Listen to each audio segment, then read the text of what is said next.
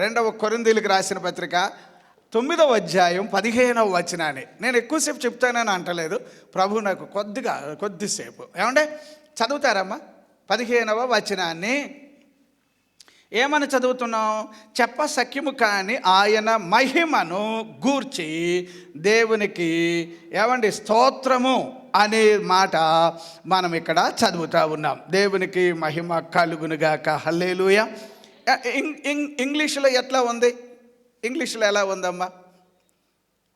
ఏమని రాశాడు? 2 కొరింథీ 9:15 వచనం. యాక్సెప్టబుల్ గిఫ్ట్ అని రాశాడా? ఓకే, ఇందులో ఓకే, ఇక్కడ కూడా ఏం రాశాడు? గిఫ్ట్. గిఫ్ట్ అంటే ఏంటమ్మా? అమ్మ చెప్పండి, అందరూ చెప్పండి అమ్మా. చిన్న వాక్యమే, ఎక్కువసేపు కాదు. ఏమంటే ఇప్పుడు ఒక్కొక్కసారి మన ఇండియా పద్ధతి ప్రకారంగా కొంతమంది పెళ్ళిళ్ళు చేసుకుంటారు. పెళ్ళిళ్ళు చేసుకున్నప్పుడు ఏం చేస్తారు? పెళ్లి కూతురు తరపులు మేము ఎంత గొప్పోలు అని చెప్పడానికి ఏం చేస్తారు? ఆది కాలములో ఎట్లాగైతే అన్నీ ఇచ్చి సాగనంపుతారో అన్నీ ఏం చేస్తారు?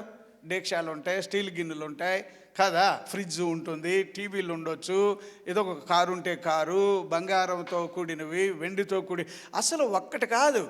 మీరు ఎప్పుడైనా చూడండి, మన దేశంలోనే ఎంత చక్కగా ఉంటుంది.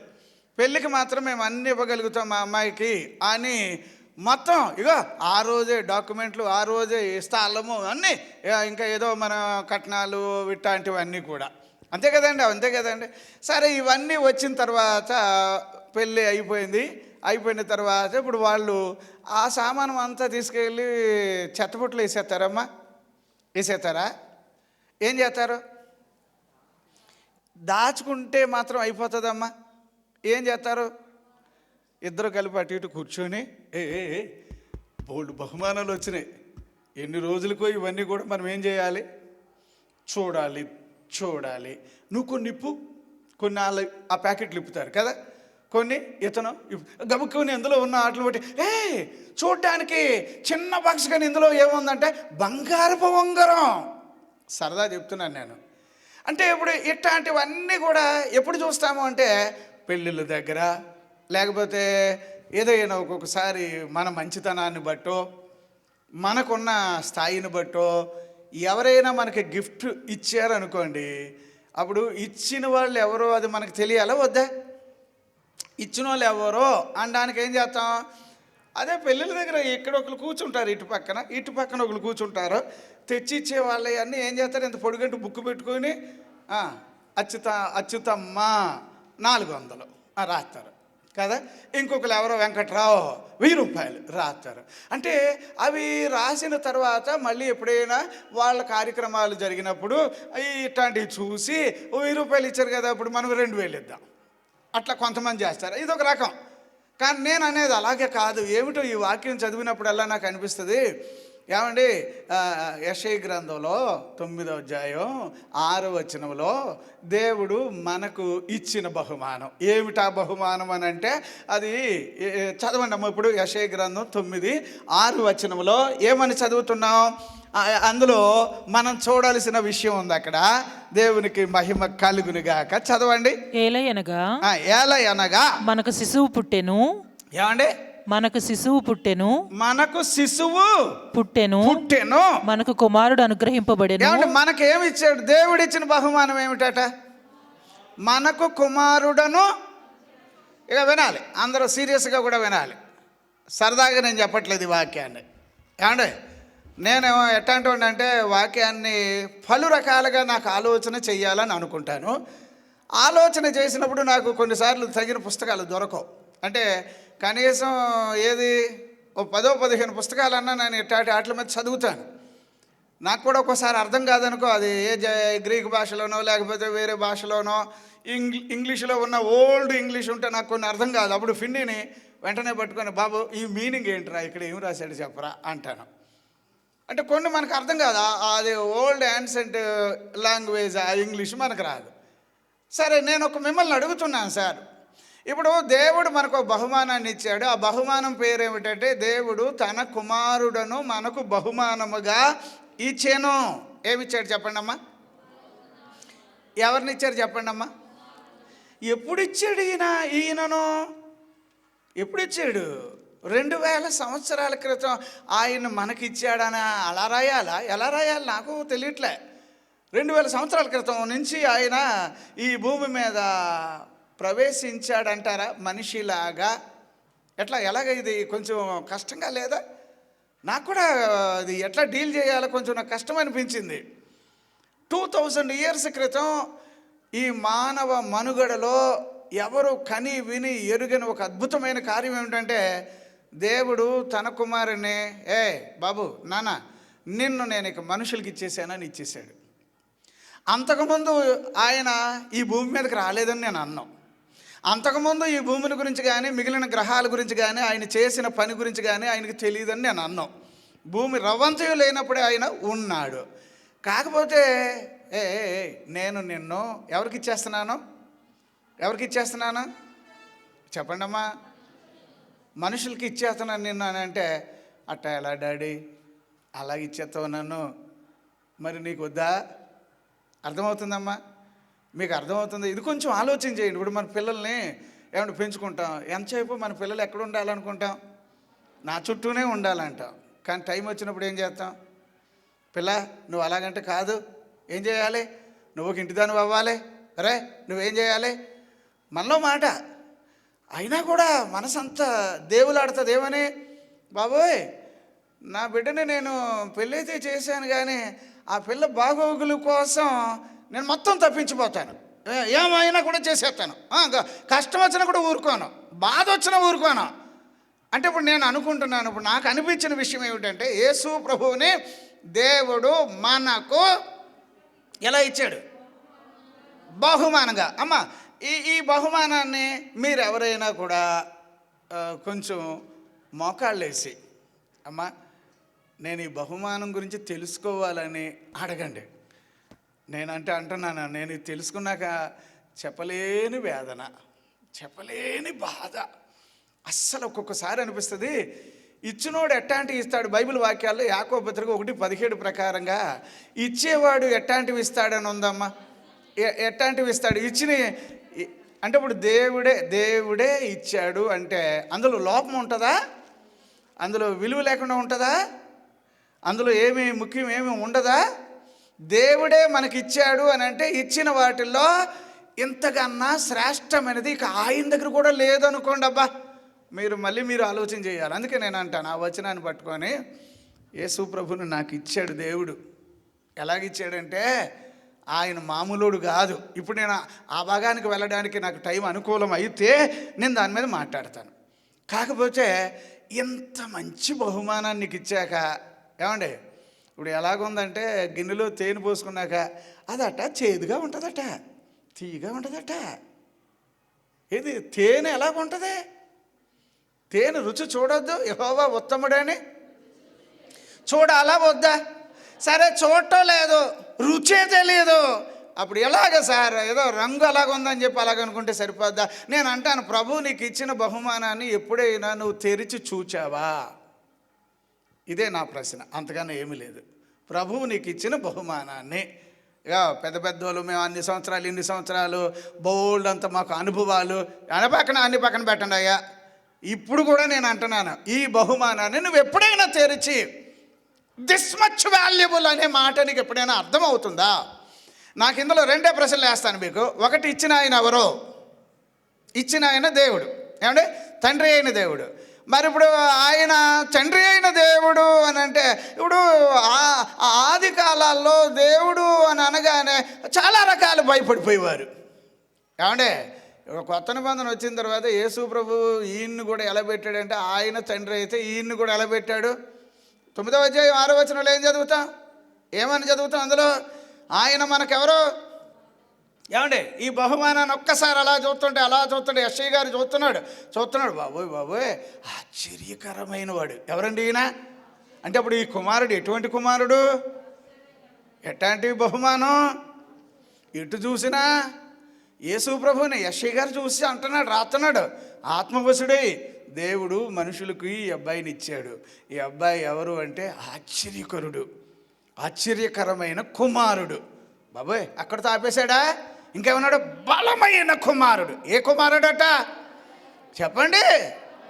అంటే ఇప్పుడు నేను అంటాను, సార్ బలం నాది అని అంటే దేవుడి దగ్గర ఆ మాట దేవుని భక్తులకి ఎన్నిసార్లు వినబడుతుందట? 2 సార్లు బలం నాది, బలము కానీ శక్తి కానీ ప్రభావాలు కానీ అవి నావి అని అన్నాడు. ఏమంటే నీకు బహుమానం ఇచ్చిన ఆయన, నేను ఒకటే చెప్తానమ్మా, పేదోడుగానో తక్కువడుగానో ఏదో దేవుడు ఏమి ఇచ్చాడులే అనేది మనకు తెలియనటువంటి ఏమో బుర్రతో మనం మాట్లాడుతున్నామేమో, కానీ నేను కొంచెం మీరు డీప్గా మీరు ఆలోచన చేస్తే గనక ఇచ్చిన ఆయన ఎవరండి బాబు అని అంటే, ఏమండి, పంచభూతాలను సృష్టించిన వాడు, ఆకాశ మహాకాశములను పట్టజాలనటువంటి దేవాది దేవుడు, ఎంత గొప్ప దేవుడు, వీటన్నిటినీ కలుగజేసిన దేవుడు, ఆయన దగ్గర ఒకే ఒక బహుమానం ఉంది, ద గ్రేటెస్ట్ గిఫ్ట్ అని అంటారు, అది ఇచ్చేసాడు ఆయన. ఇప్పుడు సరే, దేవుని దగ్గరికి వెళదాం. మనం వెళ్ళి ఏమని అంటామండి, ఏమండి ఈయన్ని మాకు ఇచ్చారు కదా, ఏమండి ఎవరిని ఇచ్చేసారు మనకి? కుమారుణ్ణి ఇచ్చేసాడు కదా, ఈయన కన్నా ఇంకేమైనా విలువైన ఏమన్నా ఉన్నాయా మీ దగ్గర అని అడగండి. ఏమంటాడు అప్పుడు ఆయన? ఏమంటాడు చెప్పండి సార్? ఎవరైనా లేవంటాడా? లేవంటాడా? నిజంగానా? అంటే ఇప్పుడు ఆయన దగ్గర ఎంతకైనా విలువైన అంటే, అయ్యి బాబు దేవుడు మళ్ళీ కొత్తగా ఏమైనా చేయాలి? చేయడు. నాకేమీ అర్థం కాకుండా నాకు బాగా ఆలోచన చేస్తుంటే నాకు అనిపిస్తుంది, ఇచ్చిన ఆయన మొట్టమొదట నువ్వు నేను. అదే యాకోబు పత్రిక 1:17 ప్రతి మంచి ఇవి ఎవరిస్తారు? సరే ఇచ్చాడు కదా, యేసు ప్రభుని ఇచ్చాడు. పోనీ యేసు ప్రభు భూమి మీదకి వచ్చాక ఎవడికి గీడు చేశాడు? బైబిల్ వాక్యాల్లో 10:38 అపోస్తుల కార్యాలు ఏమన్నాడు? ఆయన ప్రజలందరికీ మేలే చేశాడు. ఎవడికి కీడు చేశాడంటే ఒక్కడికి కీడు చేయలే. సార్ నాకు ఒక్కటే ఆలోచన ఏంటంటే, ఇచ్చిన ఆయన వైపు ఒకసారి చూసి, ప్రభు ఎంత మంచి కుమారుని మాకు ఇచ్చేసావు, అందు గురించి యేసు ప్రభువుని బట్టి ముందు నువ్వేం చేయాలి? చెప్పసఖ్యము కానటువంటి దేవుని యొక్క ప్రత్యేకతలు యేసుక్రీస్తులో ఉన్నవి గనుక దానిని బట్టి ముందు కుమారుడైన దేవుడిని బట్టి నువ్వు నేను దేవునికి శిరస వహించాలి. అంటే అది 85వ కీర్తన 11వ వచనం ఒకసారి, 12వ వచనం అనుకుంటా, ఒకసారి చూడండి అమ్మా ఏమని రాశాడు. దేవునికి స్తోత్రం. 85:12 చదవండి. యెహోవా ఉత్తమమైన దానిని అనుగ్రహించును. యెహోవా ఉత్తమమైన దానిని అనుగ్రహించును. అంటే ఏమిస్తాడు ఆయన? ఏమిస్తాడు? Jehovah he is going to give the great good things అన్నట్టుగా మంచి వాటిని ఆయన మనకు అనుగ్రహించెను. సార్ 3:27 యోహాను సువార్త ఒకసారి చదవండి అమ్మ. 3:27 వచనం. ఏదైనా ఇలాంటి వాక్యాలు మీరు కనుక ఆలోచన చేస్తే, ఇప్పుడు ఇందులో నుంచి సత్యం బయటికి రావాలి. దేవుడు నీకు ఇచ్చిన బహుమానాన్ని అమ్మా కళ్ళెట్టుకొని మరీ నేను చెప్తున్నా, ఒకవేళ చాలా అనుభవాలు నాకు చాలా బోల్డ్ క్రైస్తవ్యం తెలుసు, ఈ ఓవర్ యాక్షన్ కంటే కూడా నేను అంటాను, ఈ బహుమానాన్ని ఎప్పుడైనా తెరిచి చూచావా? చదవండి అమ్మ. 3:27 ఏమని రాశాడు అక్కడ? దేవునికి మహిమ కలుగును గాక. అందుకు యోహాను ఇట్లా, నేను యోహాను గారు ఇట్లా అన్నాడు, తనకు పరలోకము నుండి అనుగ్రహింపబడితేనే గాని ఎవడనూ ఏమీయూ పొందనేరడు. అంటే ఏదైనా ఎక్కడి నుంచి రావాలమ్మా? సరే, ఇప్పుడు మనం ఇలాగ ఆలోచించేద్దాం. నేను వాక్యాన్ని ముగించడానికి ప్రయత్నం చేస్తాను. ఇక ఒకే పాయింట్, బహుమానం ఎవరిచ్చారు అంటే ఇప్పుడు దేవుడు ఎట్లాంటి ఇస్తాడు మీకు? ఎట్లాంటి ఇస్తాడు? గట్టిగా చెప్పండి. సరే, ఇప్పుడు శ్రేష్టమైన వాటిని అంటే సరిపోతుందా? అది ఎట్లా చదివితే బాగుంటుంది? ఇప్పుడు యేసు ప్రభువుని మనకి ఇచ్చేసాడు. ఇప్పుడు యేసు ప్రభు ఎవరికి చెందుతాడు? మనకు. సరే, మనకు అనే దానికన్నా సింగిల్గా చెప్తాను, నాకు చెందుతాడు. నాకే. యేసు ప్రభు ఎవరికే? నా ప్రియుడు. అట్లా ఇండివిజువల్గా ఎవరికి వాళ్ళే యేసు ప్రభు నాకే చెందుతాడు అనేటట్టుగా మనము మారాలి. ఒకటి. రెండవది, ఇచ్చిన ఆయన్ని మీరు సార్ ఎట్లాంటివి ఇచ్చాడో మీరు గమనించిన తర్వాత మీరు మాత్రం నేను అనుకుంటాను పూర్తిగా ఆయనకు మహిమ చెల్లించే వారిగా మారిపోతాం. దేవునికి స్తోత్రం. బహుమానాలు అన్నీ వచ్చిన పెళ్ళిళ్ళలో వాళ్ళు ఫైనల్గా మాత్రం అన్నిటికన్నా విలువైంది ఏదో అనేది ఒకటి పట్టుకుంటారు కదా. ఇచ్చిన ఫ్రిడ్జు అంత పెద్ద తపేలాగా ఉండొచ్చు కదా. ఫ్రిడ్జ్ కన్నా కూడా ఇంకా విలువైన ఏదో ఉంటుంది. అప్పుడు అమ్మా ఫ్రిడ్జ్ కన్నా కూడా ఇదిగో ఇది ఇంకా ఖరీదైంది. మళ్ళీ దాని తర్వాత అంటే నేను అంటున్నాను, ఇప్పుడు ఇంకా దేవుని దగ్గర కూడా ఎంతకన్నా విలువైనది ఇక లేదు. చెయ్యలేడు, ఇవ్వలేడు. ఇచ్చింది ఏదో ఇచ్చేసాడు. ఇక సరే ఎందుకు ఇచ్చాడంటారు సార్? ఇది కూడా మనం ఒకసారి ఆలోచన చేయాలి కదా. తనకు ఉన్న ఒకే ఒక కుమారుడు. బైబిల్లో ఈ వచనాలు ఒకసారి చూద్దాం సార్. బైబిల్ వాక్యాల్లో ఏమని చదువుతాము అని అంటే, బైబిల్ వాక్యాల్లో మనం చదువుతున్న అంశాన్ని యెషయా గ్రంథం 7వ అధ్యాయం 14వ వచన ప్రకారంగా ఆయన నిత్యము ఉండే కుమారుడు అని వ్రాశారు. ఇమ్మానుయేల్ అంటే అర్థం ఏమిటమ్మా? నిరంతరం ఉంటాడంటారా ఈ కుమారుడు? అదే నేను అంటాను. ఇప్పుడు ఈ కుమారుడు గురించి మాత్రం సార్ క్రిస్మస్ మెసేజ్లు బోల్డ్ అని మనకు వస్తాయి. మీరు ఇప్పుడు ఈ వాక్యాన్ని కూడా కొంచెం మీరు పట్టుకొని కొత్త వాక్యాలు మీకు దేవుడు ఇవ్వాలనుకోండి నేను ఆశపడతాను. అయితే నేను అంటున్న విషయం ఏమిటంటే నిత్యము ఉండేవాడు. ఇప్పుడు ఆయన నిత్యము ఉన్నాడంటే నువ్వు కూడా ఇక నిత్యము బ్రతకాలి. అది మనకు కుమారుణ్ణి అనుగ్రహించెను. ఈసా ఎవరని అంటే నువ్వు కూడా దేవుని చిత్తం చేయవాడు, నిరంతరము జీవించాలి. ఒక పాయింట్ అది అక్కడ మనం చదువుతున్నాం. తర్వాత బైబిల్ వాక్యాల్లో మత్తయి సువార్త 1:21 ప్రకారంగాను, మనం యోహాను సువార్త 1 యోహాను పత్రిక 4:14 ప్రకారంగా ఎటువంటి కుమారుడు అంటే రక్షించే కుమారుడు అని రాశారు. ఏ కుమారుడు అండి అయినా చెప్పాలి? నిరంతరము ఉండే కుమారుడు, నిత్యము ఉండే కుమారుడు.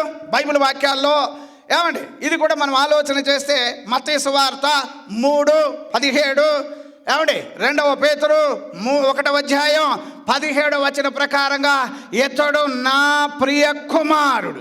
ఏ కుమారుడు అండి? ఏ కుమారుడు అండి? అందరూ చెప్పాలమ్మా.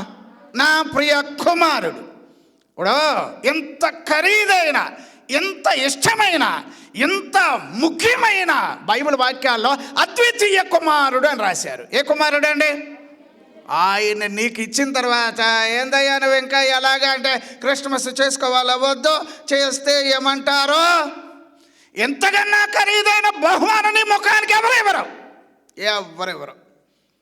నాకైతే మాత్రం ఈ వచనాన్ని నేను ఇట్లా రౌండ్ చేశారు. ఎట్లా? యెషయా గ్రంథం 9:6 వచన ప్రకారంగా ఎటువంటి కుమారుడు అని అంటే ఆశ్చర్యకరమైన కుమారుడని నాకు అక్కడ దొరికిన పాయింట్. మళ్ళీ ఇప్పుడు ఆశ్చర్యమే మళ్ళీ మిగిలిన వాటన్నిటికి అంటించాలి. ఎలాగా? ఆశ్చర్యమైన కుమారుడు అని అన్నాను. ఇప్పుడు ఆశ్చర్యాన్ని తీసుకెళ్ళి దేనికి తగిలించాలి? పక్కన బలమైన కుమారుడు అన్నారనుకోండి, అప్పుడు ఆశ్చర్యకరమైన బలమైన కుమారుడు. మీకు పాయింట్ రావాలని చెప్తున్నాను. సరే ఇంకెట్లా ఉంది? సమాధానం అనే ఉందమ్మా యెషయా 9:6లో సమాధాన కర్త అని ఉందా? అంటే ఆవిడ ఆశ్చర్యకరమైన సమాధాన పరుచు కుమారుడు. అంటే మీకు అట్లాగా అప్పుడు ఆశ్చర్యం అనే దాంట్లోనే ఈ పాయింట్స్ అన్నీ రౌండ్ అవ్వాలి. ఒకటి ఇప్పుడు ఎట్లాగుంటుంది, ఇంకొకటి ఎలాగుంది ఏమండి? అక్కడ నిత్యమైన, చదవండి అమ్మా, నిత్యమైన తండ్రి అని ఉందా? అప్పుడు ఎలాగా? ఆశ్చర్యకరమైన నిత్యమైన తండ్రి. ఆశ్చర్యకరమైన నిత్యమైన తండ్రి అయిన కుమారుడు అని కూడా మనము చెప్పాలి. ప్లస్ అది మాత్రమే కాకుండా అక్కడ ఏమున్నది? సమాధానం అనగానే ఏమండి ఏమని రాయాలి? ఆశ్చర్యకరమైన సమాధానపరచు కుమారుడు. అంటే ఇప్పుడు అక్కడ ఆశ్చర్యం, అక్కడ ఒక పాయింట్ అయిపోయింది. సరేనా? ఒక పాయింట్ అయిపోయింది కదా. అక్కడ ఆశ్చర్యంలోనే రౌండ్ వచ్చినాయి. సమాధానం వచ్చింది, నిత్యమైన బలమైన సమాధానం ఇవన్నీ వచ్చినాయి. సరే అప్పుడు నెక్స్ట్ ఏమొచ్చింది? ఇప్పుడు చదవండి అమ్మా యెషయా 9. నేను పోయిన సంవత్సరం కూడా నేను ఇదే మీకు చెప్పాను ఏమండి. కాకపోతే ఇందులో ఈ డివిజన్ ఇలాగ చెయ్యాలి అని చెప్పాను. చదవండి ఒకసారి.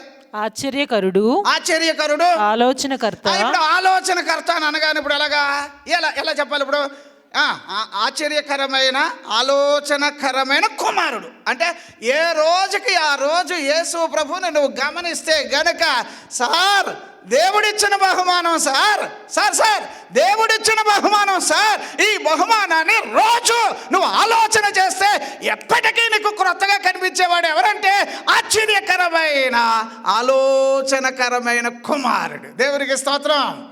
సరే, ఇప్పుడు ఆలోచనకరము అనేది వచ్చింది. ఇప్పుడు ఆలోచన అనగానే ఇప్పుడు మళ్ళీ ఆశ్చర్యాన్ని ఇలా దగ్గరికి తీసుకురండి. తీసుకొచ్చి ఏమనాలి? ఈయన మామూలు ఆలోచన కాదురా బాబు, ఆయన ఆలోచన చేసేటంటే యూ విల్ బి వండర్, నువ్వు ఆశ్చర్యపోతావు, నువ్వు దిగ్భ్రాంతి అంటే నువ్వు ఆశ్చర్యపడిపోతావు అనేది అక్కడ మనం చూస్తున్నాం. మళ్ళీ అక్కడ బలమైన దేవుడు అన్నారు అనుకోండి, అప్పుడు మళ్ళీ ఏం చేయాలి? అందుకే నేను అంటాను, ఒక్కరోజు మాత్రం అందులో ఆశ్చర్యకరుడు అనేది మొత్తం రౌండ్ చేసి ఒకరోజు ఒక ప్రసంగం చేయండి, చేద్దాం. రెండవది ఆలోచనకర్త అని వచ్చిందనుకో, ఇంకో రోజు ఆశ్చర్యకరమైన ఆలోచన. అందుకే ఆ ప్రసంగాలు అవ్వవి, క్లోజ్ చేద్దామంటే అవ్వదు. నేను పోయిన సంవత్సరం ఆశ్చర్యకరుడు అవన్నీ లాక్కొచ్చాను, తెచ్చాను, కానీ అమ్మో అమ్మో అమ్మో ఇన్ని రహస్యాలు ఉన్నాయేంట్రా బాబు. నేను అంటాను, అవునండి, ఇప్పుడు దేవుడు నీకు బహుమానం ఇస్తే ఈ బహుమానాన్ని తెరిచి చూచిన వాళ్ళు మీలో ఎంతమంది ఉన్నారు? ఎంతమంది ఉన్నారు? నా ఇంకా మామూలుగా అమాయకంగా చూశారంటే మర్యాద ఉండదు. ఎంతమంది? ఎందుకయ్యా నువ్వు క్రైస్తవుడు అయ్యో, ఎందుకు నువ్వు దేవుని పెట్టమని పిలువబడుతున్నావు? కొంచెం కూడా ఆయన గురించి ఇసుమంతా తెలియట్లేదు, తెలుసుకోవట్లేదు, అర్థం కావట్లేదు, వచ్చిన బాధల్లో కుమిలిపోయి ఇదే మా బతుకు, ఇంతేనండి మా జీవితం అని అనుకుంటున్నారు. కానీ దేవుడే తన దగ్గర ఉన్న ఆఖరిగా అంటే అన్నిటికన్నా విలువైన ఖరీదైన బహుమానాన్ని ఇచ్చేసాడు నీకు. ఇచ్చేసాడండి. ఇచ్చిన తర్వాత ఇప్పుడు నీకు దమ్ముంటే రుచి చూడు, దమ్ముంటే ఆశ్చర్యకరుడని మాట్లాడు, దమ్ముంటే ఈ బహుమానాన్ని ఏమంటే తెరిచి చూడండి సార్. తెరిచి చూచిన తర్వాత ఇప్పుడు ఫర్ ఎగ్జాంపుల్గా సమరయ స్త్రీ చూచారు, ఎట్లాగా యాకోబుగా నన్ను గొప్పడువా అంటుంది. పైన ప్యాకెట్ ఇలాగ ఇప్పేటప్పుడు ఫస్ట్ బాక్స్ వచ్చింది ఆవిడ దగ్గరికి, అక్కడికి వచ్చి నుంచున్నాడు ఆయన. ఎవరైనా అని అట్ట ఇట చూసి, అదే వచ్చిన బాక్స్ పైన కవర్లు ఇప్పుతాం కదా, కట్ చేసి అవన్నీ డిజైన్ పైది తీసే, యాకోబు కన్నా పెద్ద నువ్వు ఏమన్నా గొప్పోడువా అంటే, అమ్మ యాకోబు యాకోబు యాకోబు కన్నా గొప్పోడు అని తెలిసిపోయింది. ఆవిడికి తెలిసిపోయింది, నువ్వేమన్నా ప్రవక్తవా అంటే ఏమండి ఆ బాక్స్ ఇప్పే కొద్దీ, ఇలా చూడండి అయ్యా, బాక్స్ ఇప్పే కొద్దీ ప్రవక్తవానంటే ప్రవక్త కన్నా ఈయన ఎవరో తెలుసా? ప్రవక్తలకు ప్రవక్త. దేవునికి మహిమ కలుగునుగాక.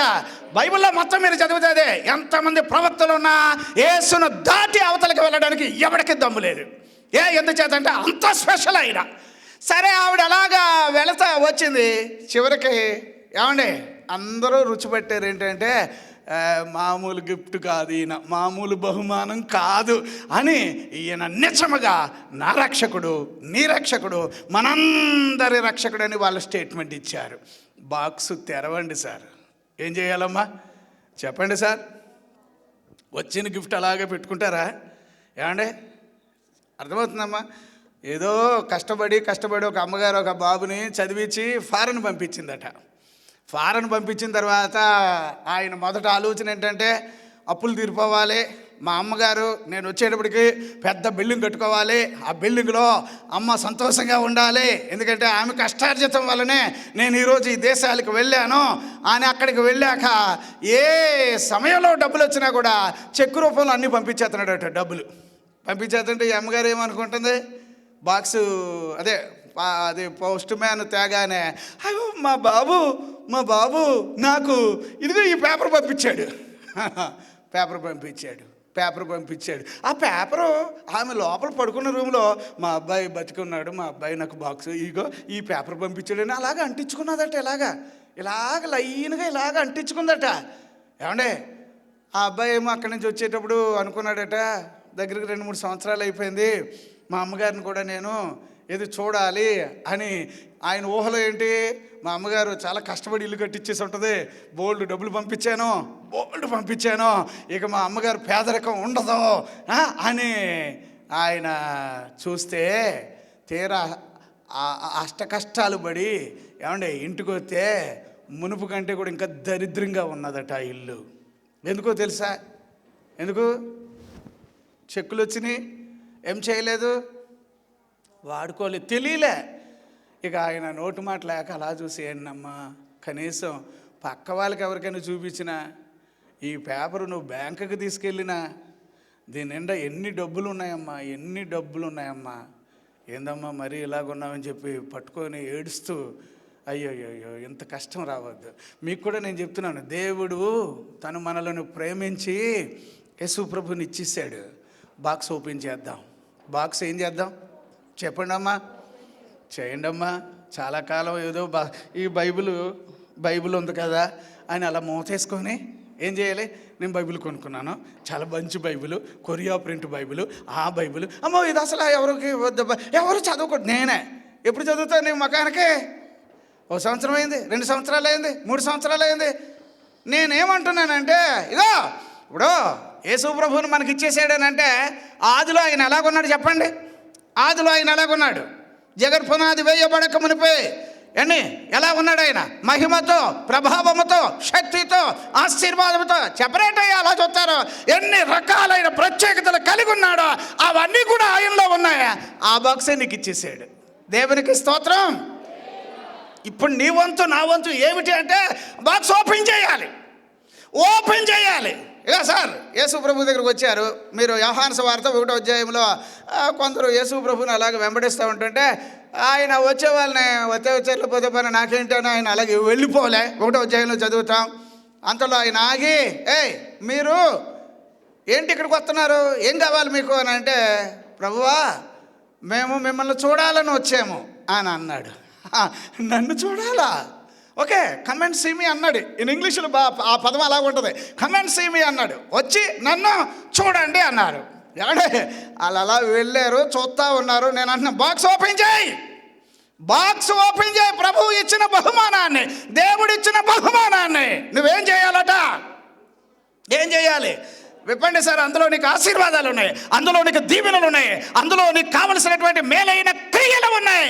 నీకు ఏమేం కావాలో, ఏమేమి అడుగుతున్నావు ప్రతిదీ కూడా ఆయన నీకు ఇవ్వడానికి ఆయన అక్కడ ఉన్నాడు. దేవునికి మహిమ కలుగును గాక. హల్లెలూయా, హల్లెలూయా. ఏమండి, బాక్స్ ఓపెన్ చేయకుండా ఏదో బహుమానం, దేవుడు నాకు బహుమానాన్ని ఇచ్చాడంటే ఏంది నీ ముఖానికి? ఆయన బహుమానం ఇచ్చాడంటే నువ్వేం చేయాలి? నువ్వు ఆ బాక్స్ను ఏం చేయాలి? ఓపెన్ చేయరా? ఓపెన్ చేయకపోతే ఆ బాక్స్ అలాగే ఉంటుంది, నీ బతుకు కూడా ఇలాగే ఉంటుంది. నేనేమంటానంటే, దమ్ముంటే గనుక, ఏమంటే ప్రత్యేకమైన ఆలోచన నేను చెప్తున్నాను. నేను ఎవరి సమక్షంలో ఉన్నానో దేవుని బట్టి చెప్పేది ఏమిటంటే, దేవుడే తన కుమారుడిని అద్వితీయ కుమారుడైన వాక్యాల్లో రాశాడు. ఆ అద్వితీయ కుమారుడైన యేసు ప్రభుని నీకు నాకు ఇస్తే ఈ రోజు కూడా ఆయనతో మాట్లాడవా? ఈ రోజు కూడా ఆయన ఎందుకు వచ్చాడో తెలుసుకోవా? ఈ రోజు కూడా ఆయన ఎందుకు మనుషులకు ఇచ్చాడు? మీరు హెబ్రీయులకు రాసిన పత్రిక ఈరోజు ఇంటికి వెళ్ళిన తర్వాత పడుకునే ముందు, ఇంత టైం అయిపోయాక మళ్ళీ వెళ్ళాక బైబిల్ చదవాలంటే ఆ చదివే పడుకోండి. హెబ్రీయులకు రాసిన పత్రిక 1వ అధ్యాయం మీరు ఎన్నో వచనాలు లేవు, అవి మాత్రం చదివి అప్పుడు మీరు పడుకోండి. ఈ వాక్యం సరిగ్గా మీకు అక్కడ అర్థమవుతుంది. ఎందుకంటే ఆయన మామూలుని ఇవ్వలేదు నీకు. ఏమండే, యేసు ప్రభు గురించి అక్కడ వర్ణన చేసేటప్పుడు దేవదూతల కన్నా, ఏమండే ఈయన ఎవరో తెలుసా, మరీ ప్రత్యేకమైన వాడని రాశారు అక్కడ. అంత ఖరీదైన యేసు ప్రభుని నీకు ఇస్తే, ఎంతకాలం నుంచి క్రైస్తవుడు అంటే ఎవడన్నాడండి నేను క్రైస్తవుడు అండి? దేనికయ్యా నువ్వు క్రైస్తవుడు? ఏ విషయంలో నువ్వు క్రైస్తవుడు? ఏ రోజు చూసిన లంకనాలు కట్టినట్టుగానే బతుకు బాగోట్లేదు, పరిస్థితులు బాగోట్లేదు, పైకి రాలేకపోతున్నా, తలగా ఉండలేకపోతున్నా, ఉన్నతమైన మనిషిగా మారలేకపోతున్నా. అందుచేత నేను అంటాను, నువ్వు క్రైస్తవుడు ఏంటయ్యా? క్రైస్తవుడు అని అనగానే ఆల్మోస్ట్ యేసు ప్రభు వారిలో ఉండాలని. ఏది మనం అపోస్తల కార్యాలు 11:26 వచనంలో మనం చదువుతాం. ఏమంటే గలతీయులకు రాసిన పత్రిక 4:19లో క్రీస్తు స్వరూపం మీ లోపల అట్లా ఇంప్లిమెంట్ అవ్వాలని బైబిల్ వాక్యాల్లో చదువుతాం. రోమా పత్రికలో మనం చదువుతాం. సార్ నేను అనేది ఏమిటంటే 8వ అధ్యాయం 29 నుంచి చదివితే కనుక ఆయన ఎవరట? అద్వితీయ కుమారుడిగా, జ్యేష్ఠుడిగా ఉండడానికి తన సారూప్యములో మనం అందరం ఉండాలని దేవుడు తన కుమారుని మనకు అనుగ్రహించెను. అంటే ఇప్పుడు నేను అంటున్నా, సార్ బహుమానం దేవుడు ఇచ్చాడు, ఇచ్చినోడైతే కల్తీ చేసేవాడు కదా. చీటింగ్ ఏమైనా ఉందంటారా? దేవుడు ఇవ్వడంలో కూడా మోసం ఉందా? అంటే మన ముఖాలకి దేవుడు అంటే ఏమిటో సరి అయిన డెఫినేషన్ తెలియక, ఆ మీనింగ్ తెలియక ఏమో ఏమో అలాగా అని అంటున్నారు. నాకు అసలు ఇలాంటివి నాకు అసలు నేనంటానంటే దేవుడు అంటే ఎవడు, ఎట్లాంటి వాడు, ఎవరిని దేవుడు అనాలి? ఆయన నీకు కీడు చేశాడా? ఆయన నీకు హాని చేశాడా? నీ విషయంలో ఆయనకి ఏమీ మంచి ఆలోచనలు ఉండవా? ఏమంటే ఇర్మియా గ్రంథం 29లో ఏం చదువుతున్నాం మనం? 11లో కదా చదువుతాం. నీ విషయంలో ఆయనకి అన్నీ కూడా ఎలాంటివి ఉన్నాయట? మంచి ఉద్దేశాలే ఉన్నాయి అని అన్నాడు. ఇంత మంచి దేవుడు తన కుమారుని నీకు ఇవ్వడం, ఇప్పటికైనా ఏమైనా లైట్ వెలుగుతుందా? మీకైనా లైట్ వెలుగుతుంది? చూపు లైటా లేకపోతే ఎలాగా? కొంతమంది ఉంటారు డిమ్గా, ఇంత లైటే ఉంటుంది, అలా పెద్ద పనికిరారండి.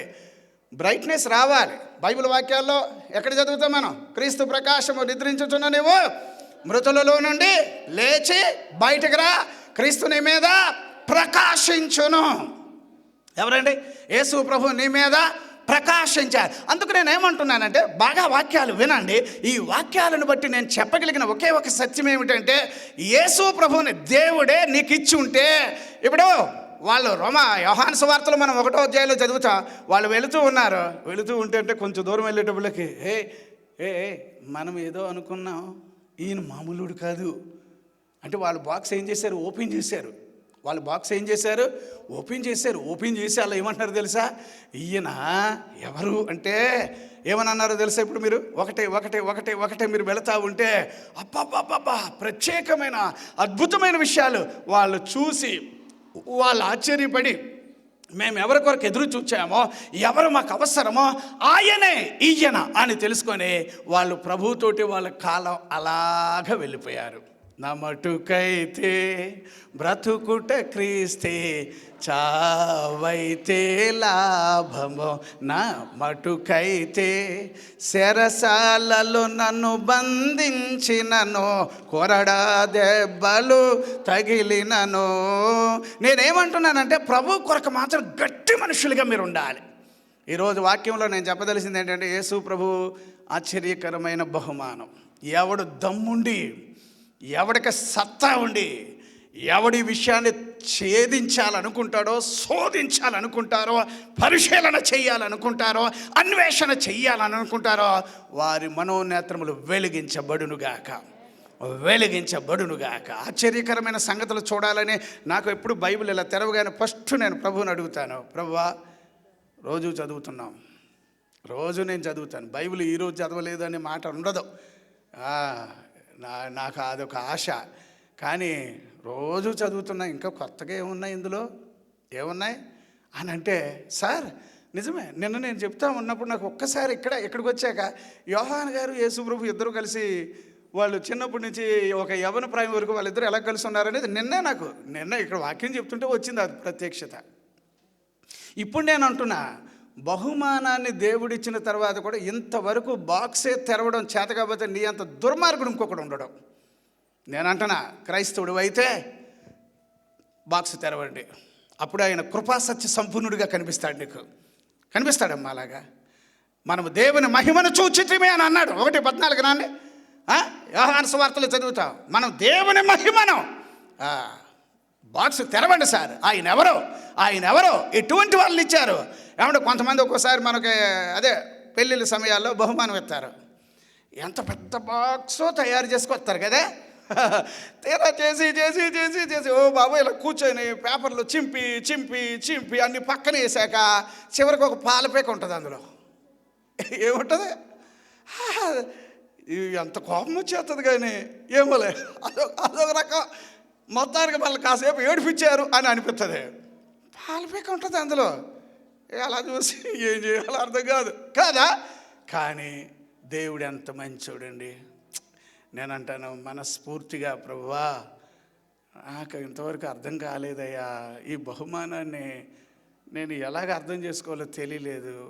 కొన్నిసార్లు ఆ పక్కన పడేసాను, నువ్వు ఇక్కడే కూర్చో అని అనేవాడిని. నేను ఇప్పుడేమంటాను, దేవుని దగ్గర ఇంతకన్నా ఖరీదైన బహుమానం లేదు నేను అనుకుంటాను. ఆ బహుమానాన్ని ఇప్పుడు ఎవరికి ఇచ్చేశారు? మనకు. అమ్మా నీకు ఇప్పుడు నువ్వేం చేయాలమ్మా? నీకు పని పెట్టాడు దేవుడు. బాక్స్ ఓపెన్ చేయి.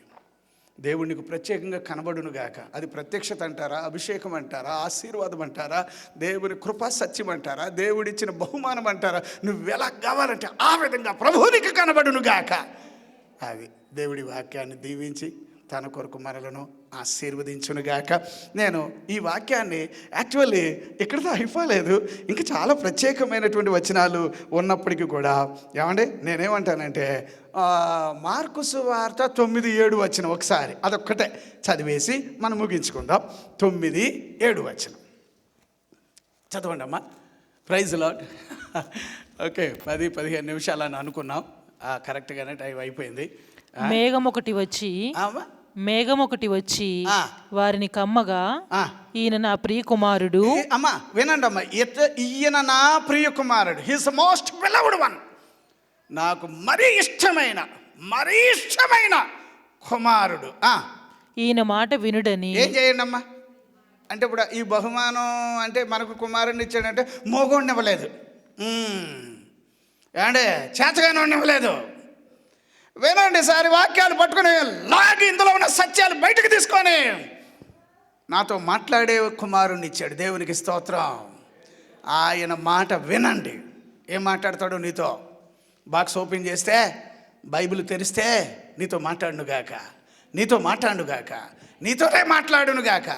నీ జాతకం, నీ బతుకు, నీకున్నటువంటి భవిష్యత్తు, రానున్న ఇంప్లిమెంట్ అంతా కూడా ఆయన వచ్చాకే మన బతుకు దశ మారుతుందని నేను అంటాను. ఓపెన్ చేద్దాం, మాట్లాడుతున్నాడు, ఏం చెప్తున్నాడు విందాం. నేను పాస్టర్ గారు చెప్పారని అలాగే వెళ్ళకండి. నేను ఒక్కోసారి వాక్యం చెప్పినాడు కోపంగా ఉండొచ్చు, కష్టంగా ఉండొచ్చు, కఠినంగా కూడా ఉండొచ్చు.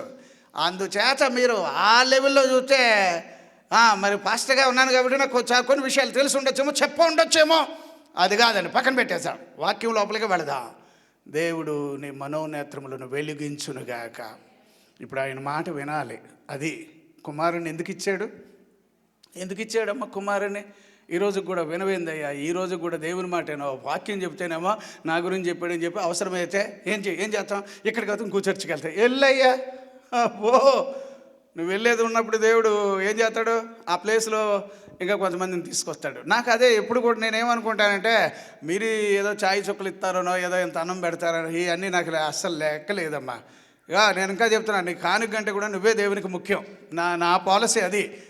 నువ్వు కానుక ఇచ్చి ఏదో పాస్టర్ గారు బతుకుతున్నాడంటే మాకు కూడా బోల్డ్ లోపలంతా చిల్లులు పడిన చిరిగిన బనీళ్ళు వేసుకుంటాం మేము, పైకే ఇలా కనిపిస్తాం. బోల్డ్ కష్టాలు ఉంటాయి. కానీ అయ్యా ఏదేదో నువ్వు చేస్తావు, నువ్వు తీరుస్తావు, ఈ అట్టాటి లేవు సార్. బాక్స్ ఓపెన్ చేయి. దేవుడిచ్చిన బాక్స్, దేవుడిచ్చిన బహుమానం ఒకసారి కూర్చొని, ఏంటి ప్రభువా నేను ఎవరినని చెప్పి ఎంత పెద్ద బహుమానం నాకు ఇచ్చేసావు.